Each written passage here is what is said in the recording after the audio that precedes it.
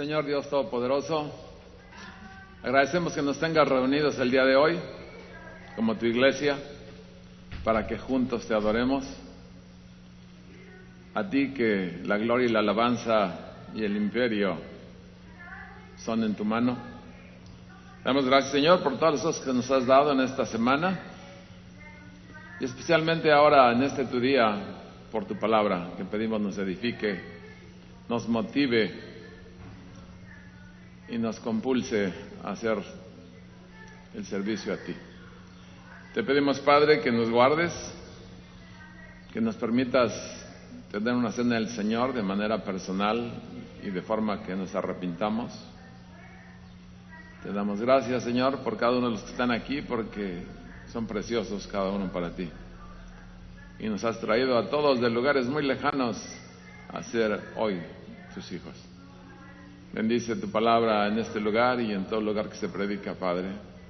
Te lo pedimos en el nombre de Cristo Jesús, Señor nuestro. Amén. Bueno, como lo prometido es deuda, vamos a continuar con los versículos subsiguientes a Romanos, que les pido que abran en el capítulo 8. La predicación de hoy se llama De la agonía al éxtasis. Así que prepárense. Seguramente no se quieren quedar en la agonía. Pero es un plan dramático el que tiene Dios preparado para nosotros, sin lugar a dudas. Decíamos y leemos el versículo de la semana anterior, que fue Romanos 8:18, que dice: pues tengo por cierto que las aflicciones del tiempo presente no son comparables con la gloria venidera que en nosotros ha de manifestarse. Decíamos el domingo pasado que Pablo expresa de una manera magistral la incomparable gloria venidera con nuestra presente condición. Hay un contraste enorme, pero de cualquier manera nos comenta que ni aun las aflicciones ni las tribulaciones van a ser un obstáculo para nosotros, pero aún hay que esperar y probablemente sufrir. Una palabra que no creo que les guste mucho. A este punto yo te preguntaría, ¿qué es lo que más te frustra en el mundo? A algunos les frustran banalidades, a otros cosas muy importantes.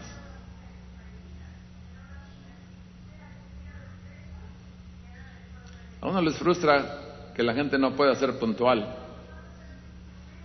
a otros les frustra que la gente tire basura en la calle, o que pateen un perro,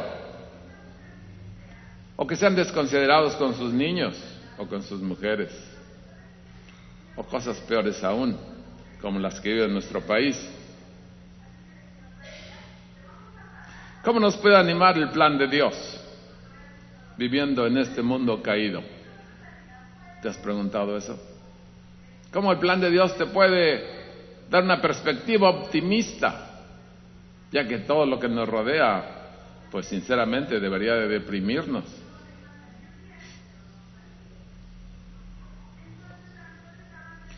Así que vemos que el plan de Dios expresado en el texto del día de hoy dice que a pesar de nuestras tribulaciones, ojalá que todos adquiramos ese estatus que Pablo tenía, que decía: todo lo puedo en Cristo que me fortalece, ¿verdad? Pero decíamos, aún hay que esperar. Por cierto, ¿tú has esperado en algún lugar haciendo cola para ver un espectáculo o un evento? ¿Cuál es el tiempo más largo que has esperado? Yo he visto aquí americanos que se pasan hasta 2 días esperando ahí un espectáculo de una estrella de rock, aquí en el centro. ¿Todavía acontece eso? Hay gentes que oí que 8 días antes se iban para el espectáculo de de un muchachito adolescente en la Ciudad de México. ¿Cuánto tiempo has esperado tú, formado en línea, por algo? Y luego te pregunto, ¿valió la pena? Porque hay veces que no valen la pena esperar tanto. Pues nosotros estamos esperando la venida del Señor y la estamos esperando en un mundo lleno de corrupción. El tiempo de espera va a ser todo el tiempo de tu vida.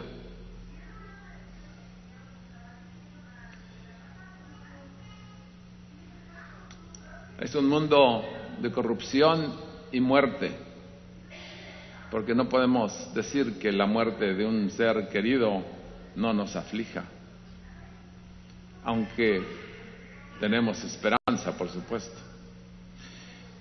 Vamos a continuar entonces con los versículos que dijimos, que son del 19 al 22, y vamos a llegar hasta el 23. Porque el anhelo ardiente de la creación es el aguardar la manifestación de los hijos de Dios.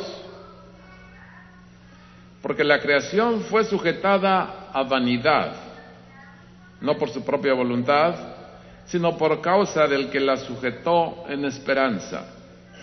Porque también la creación misma será libertada de la esclavitud de corrupción a la libertad gloriosa de los hijos de Dios. Porque sabemos que toda la creación gime a una y a una está con dolores de parto hasta ahora. Y no solo ella, sino que también nosotros mismos, que tenemos las primicias del Espíritu, nosotros también gemimos dentro de nosotros mismos, esperando la adopción, la redención de nuestro cuerpo. Bueno, esta es palabra de Dios. Que Dios la bendiga en cada uno de ustedes. Así que dijimos que esta aseguranza de gloria futura, esta gloria que está por manifestarse, no era una emoción pasajera para Pablo, una emoción llena de optimismo. No, sino que Pablo confirmó la confianza que tenía en lo que él decía ahí en el versículo 18, con tres hechos concluyentes que nos dan testimonio a todos nosotros. Porque Pablo quiere que diferenciemos claramente entre lo que es esperanza y lo que serían nuestros deseos. Para esto, primero Pablo apunta a la unidad orgánica de la creación. Ese es su primer argumento de lo que está diciendo. Pablo nos muestra aquí un hecho científico visto desde el punto de vista teológico.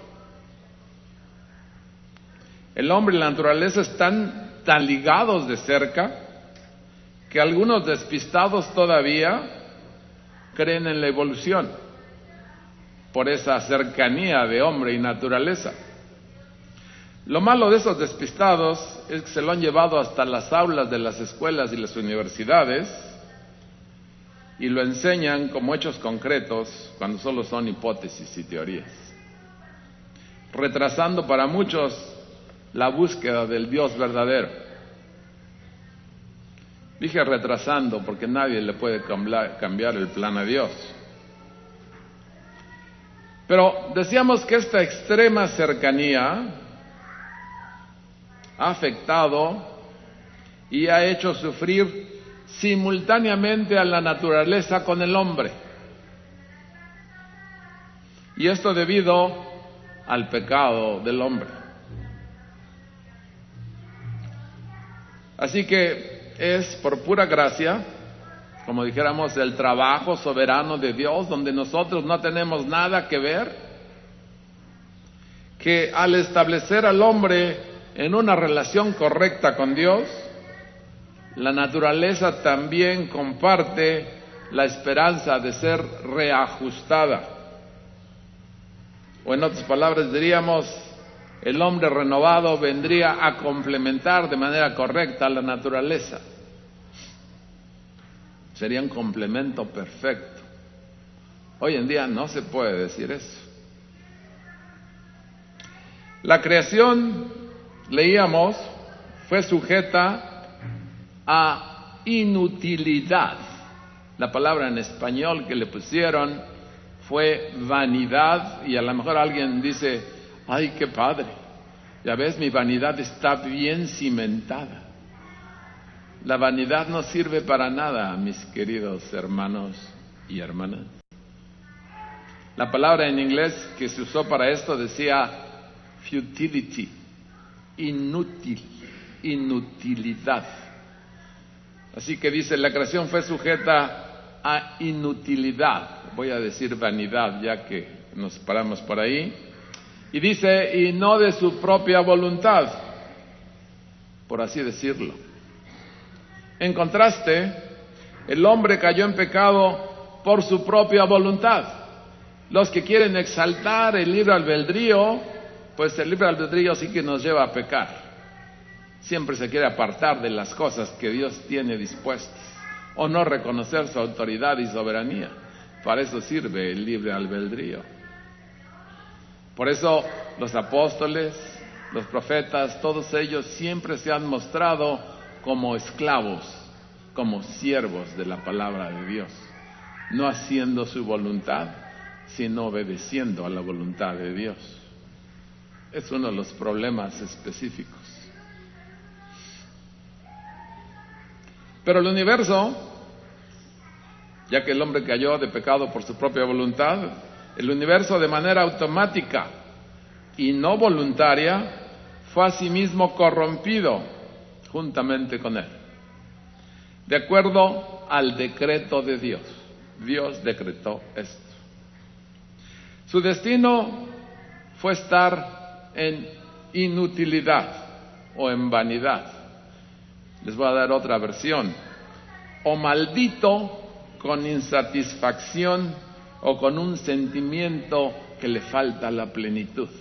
Es por eso que hay tantos que se matan a sí mismos. Suicidios. No le encuentran a la vida ningún chiste. Cuando alguien pierde la satisfacción de vivir, pues ya no tiene nada más que hacer entre nosotros.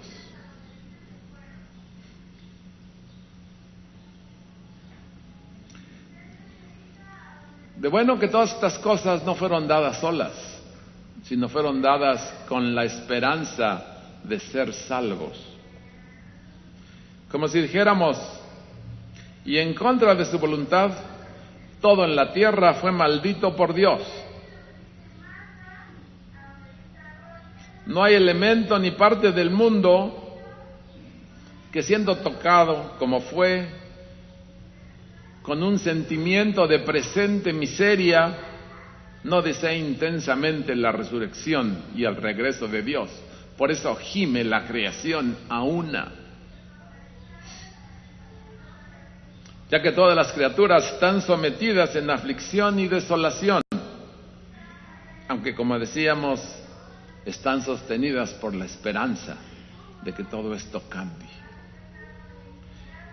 Se habla aquí, de una voluntad mucho mayor a la del hombre. Por supuesto que se aduce de manera natural a la voluntad de Dios, que nos dejen claro su propósito de liberación final de la creación y de la restauración de la armonía. Y aquí aparece el inmenso valor de la gloria eterna, que anima y atrae a todas las cosas a desearla. La gloria venidera. Cuando hablamos de estas cosas, los jóvenes como que no se ven muy animados a querer desear la gloria venidera. Pero conforme va pasando el tiempo, Dios nos permite empezar a apreciar las cosas que sí valen. El contenido de esta esperanza que tiene la creación nos es dada en las palabras que la creación misma será liberada de la esclavitud de corrupción, como leíamos, Así que la redención del hombre significará para la creación atormentada el cumplimiento profético que el desierto producirá flores como las rosas. Qué increíble, ¿no? Pero esto choca contra nuestra lógica. Dice, no es posible que esto pase. Dios nos ha dado una probadita de esto. Alguien podría pensar, tenemos que entender esto de una forma literal, ya que realmente no lo puedo entender, mi mente lógica, científica, se opone a ello. Y decíamos que Dios nos ha dado una probadita de esto, ya que son las arras de su promesa. Cuando deja entre nosotros hombres y mujeres que estaban tan secos como el desierto y que hoy en día, al ser restaurados por Él, sus vidas muestran un torrente de aguas vivas que brotan de su interior. Y esas aguas que de ellos manan son para los sedientos, para los elegidos de Dios, que tendrán plenitud de gozo ante nuestro Señor. Hijos de Dios, mencionábamos por aquí, a la libertad gloriosa de los hijos de Dios. Fíjense que primera de Juan dice, amados, dice, ahora somos hijos de Dios. Eso lo dice en Juan 3:2. Ya sé que le estoy hablando a ustedes. Y aún no se ha manifestado lo que hemos de ser, pero sabemos que cuando Él se manifieste, seremos semejantes a Él, porque le veremos tal como Él es. Aquí Pablo, en este texto, menciona y regresa de nuevo y nos lanza el tema principal de esto que quiere transmitir, de esta presente gracia que poseemos. Somos los primeros frutos del Espíritu. Y tenemos los frutos de Él. Y aguardamos la futura redención de nuestros cuerpos, ya que hemos sido adoptados en la familia de Dios. Siendo esto ya un hecho del cual el Espíritu nos ha impartido testimonio. Antes andábamos vagando como hijos de nuestro papá y mamá. Ahora somos hijos de Dios, aparte de que nos engendraron nuestros padres. Así que Dios nos ha otorgado discernimiento de Dios. Ya no vemos más las cosas desde nuestro lente, ahora las vemos desde el lugar como Él las ve. Dios nos ha otorgado a sí mismo entendimiento. Qué padre, ¿no? Y también nos ha dado castigo. Ahí sí ya no creo que todo el mundo le dé la bienvenida al castigo. Pero todas las cosas tienen definitivamente una respuesta y una consecuencia. Y déjenme decirles que para esto Dios ni siquiera excluyó al unigénito Hijo de Dios, al Señor Jesucristo. Él no lo excluyó de ninguno de los requerimientos de la adopción. Como dice la palabra, aunque Él, el Señor Jesucristo, era hijo, aprendió obediencia por las cosas que Él sufrió. Así está escrito. Jesucristo no fue excluido de sufrir castigo. Asimismo, Él tampoco nos excluirá o nos protegerá, si así lo quieren ver, de pasar todos los requerimientos de haber sido sus hijos e hijas por adopción. Así que todas las cosas que nos acontezcan vienen de su mano. Tenemos que estar con la mentalidad de darle gracias a Dios, aún por las cosas las cuales no estemos muy de acuerdo o totalmente en desacuerdo. Señor, gracias por esto. Es todo un ejercicio, déjenme decirles, Y es un ejercicio que muchos no quieren ni siquiera entrarle. El hacerlo diferente traerá diferentes consecuencias de amargura. Pero como decíamos, un día, el que el Señor decida, cuando Él regrese, esta transformación será completamente realizada en nosotros, en la resurrección. Esa es nuestra esperanza. Y es una expectativa, y en una expectativa parecida, todo el mundo visible espera la venida del Señor. El mundo gime porque el Señor regrese. Así que nuestra esperanza es que al haber sido redimidos por su poder transformador, estamos paladeando una probadita de su plan.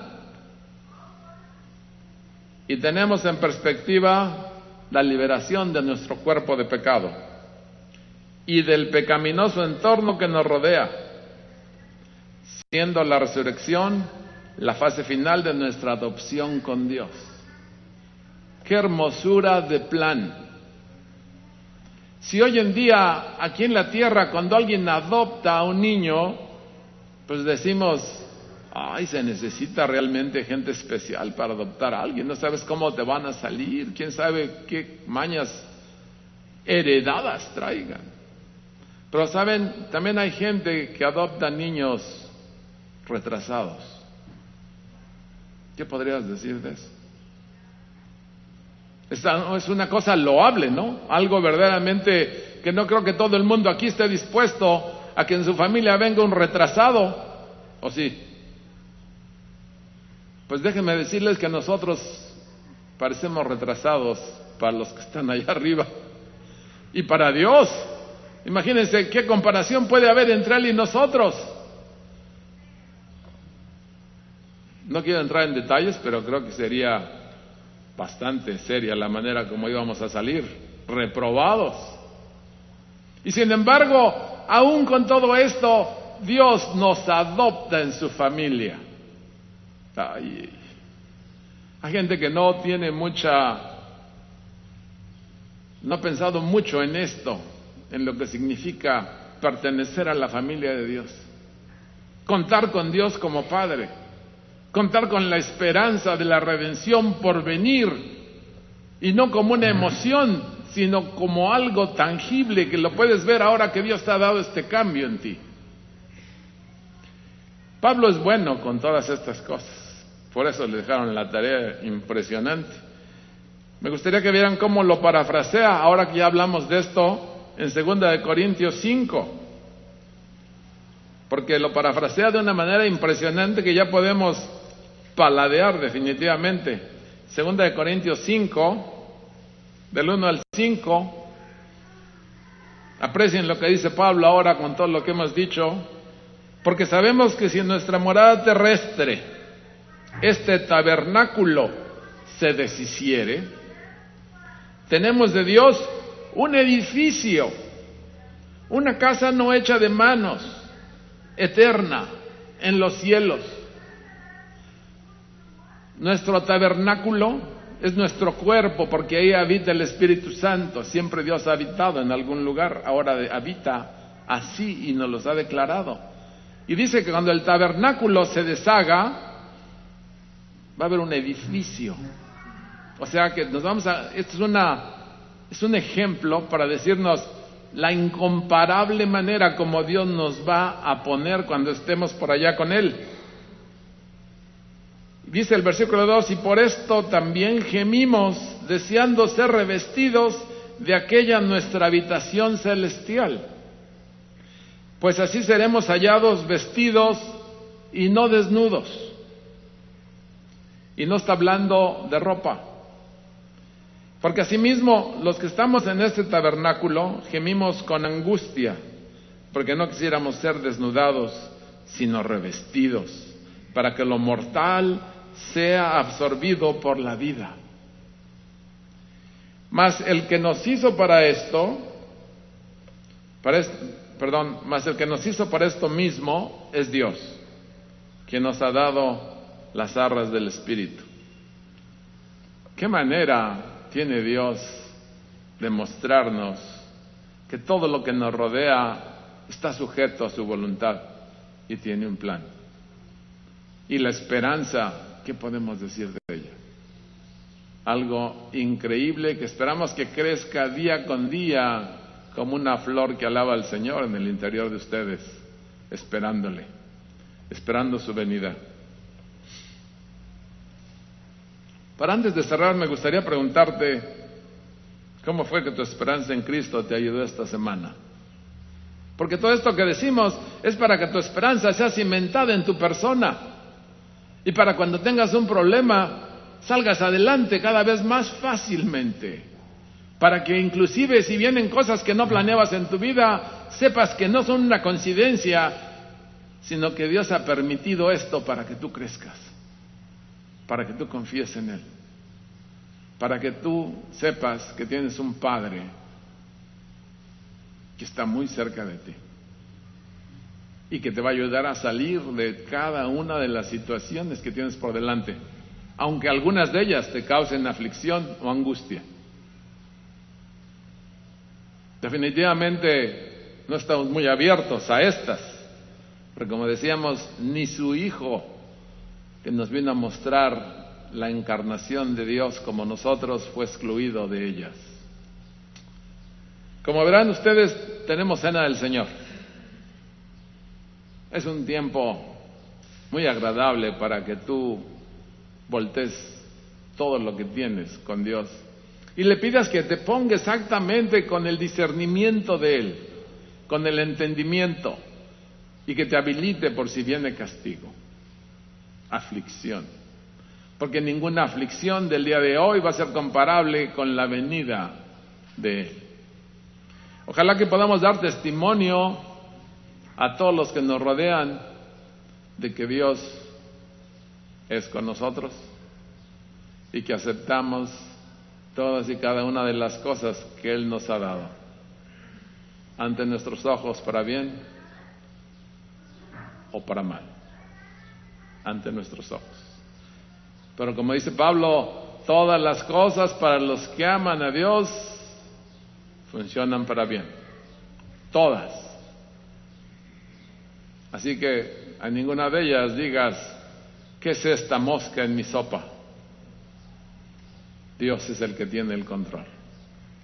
Vamos a cerrar en oración y vamos a pedirle a Dios que los que vayan a participar en su Santa Cena sepan lo que hagan y se pongan en orden con Dios para efecto de que la esperanza de Él sea cada vez más un fuego consumidor de todas esas vanidades que nos atoran en algún lugar que nos obstaculiza la cercanía con Dios. Sean benditos, oramos. Señor Dios Todopoderoso, es en esta tarde que juntos agradecemos, Señor, que nos has dejado tu palabra para que nos dé esperanza y nos otorgue fuerza en el tiempo de aflicción. Padre, en este tiempo que vamos a compartir la cena del Señor, te pedimos que bendigas el pan y el producto de la vid y que estemos puestos en sincero arrepentimiento para que tú nos des entender y de manera que a ti te agrada. Pedimos, Padre, que cada uno de los que participen sean tocados de manera sobrenatural por ti. Y tú eres el que da el crecimiento y pedimos para ellos crecimiento. Te pedimos esto en el nombre de Cristo Jesús.